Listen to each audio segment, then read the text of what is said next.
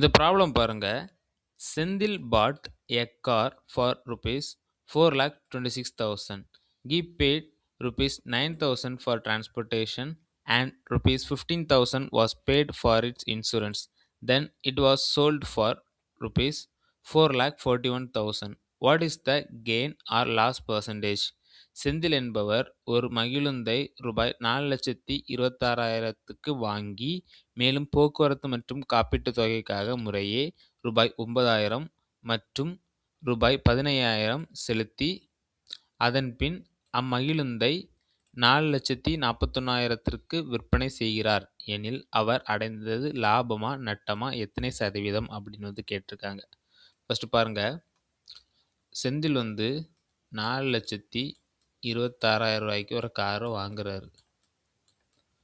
அதுக்கப்புறமா 9,000 வந்து டிரான்ஸ்போர்ட்டுக்கு செலவழிக்காரு. 15,000 வந்து இன்சூரன்ஸுக்கு போடுறாரு. 5, 1 மொத்தமாக கூட்டணும் அப்படின்னா நம்மளுக்கு காஸ்ட் ப்ரைஸ் கிடைக்கும்.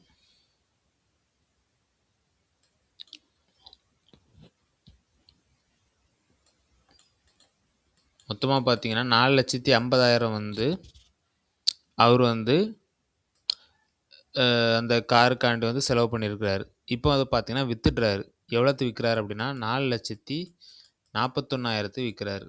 அப்போது ரெண்டையும் நம்ம மைனஸ் பண்ணோம் அப்படின்னா நம்மளுக்கு 9,000 வந்து கிடைக்கும்.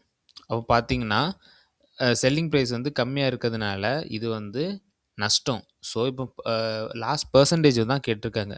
ஸோ லாஸ் பர்சன்டேஜ் வந்து loss divided by cost price. Cost price பார்த்தீங்கன்னா 4,50,000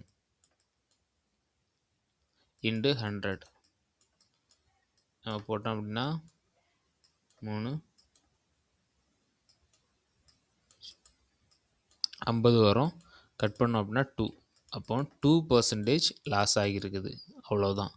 ஆப்ஷனில் பார்க்கலாம். ஆப்ஷன் டியில் கொடுத்துருக்காங்க லாஸ் 2%.